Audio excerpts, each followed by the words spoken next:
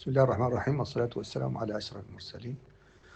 Pour une charte des devoirs de l'homme, extrait des mémoires de Mohammed ou Mohammed al-Hassan, une étoile ne s'enterre jamais dans le sable. Il s'agit d'une innovation portée par l'Institut 2IRS. Présentation générale. Ce travail s'inscrit dans le cadre de nos mémoires, une étoile ne s'enterre jamais dans le sable, que nous définissons aussi comme la mémoire du présent. Nos mémoires ne se limitent pas à retracer le passé ou à archiver l'histoire.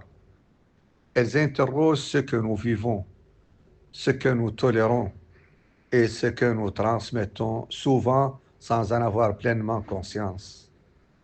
Face aux dérives contemporaines, politiques, sociales, institutionnelles et psychologiques, dans notre pays et ailleurs, le bon sens et l'observation et l'expérience collective nous conduisent à proposer de nouvelles formulations complémentaires au cadre existant, non pour les remplacer, mais pour les rééquilibrer. Notre proposition pour une charte des devoirs de l'homme. 1. Justification. Si les droits de l'homme ont constitué une avancée historique majeure, leur exercice contemporain révèle un déséquilibre croissant entre la revendication des droits et l'effacement des responsabilités individuelles et collectives. Ce constat n'est ni idéologique ni moraliste. Il est psychologique, social, économique et politique. Principe fondateur des devoirs de l'homme. Tout droit exercé engage un devoir correspondant. La charte des devoirs de l'homme que nous proposons n'est pas une loi pénale, une morale imposée, un instrument de restriction. Elle est un cadre éthique universel, un repère de responsabilité consciente, un miroir des droits existants. 3. Structure proposée. A. Devoir envers soi-même, devoir de lucidité et d'esprit critique, devoir de préservation de la dignité personnelle, devoir de refus de la manipulation et de l'auto-aveuglement. B.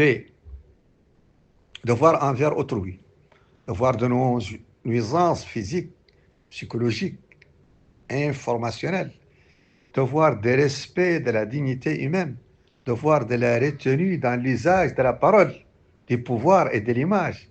C. Devoir envers la société, devoir de participation civique consciente, devoir de respect du dialogue démocratique, devoir de transmission de la cohésion sociale. D. Devoir envers le monde, devoir de préservation du vivant, devoir de responsabilité technologique et scientifique, devoir de conscience des impacts globaux de ces actes. À travers notre laboratoire d'idées, l'Institut 2IRS, nous proposons ce concept de devoir de l'homme. Cette fois, il ne s'agit pas de laisser le hasard, l'oubli ou la tradition orale déterminer la paternité intellectuelle, comme cela a trop souvent été le cas par le passé.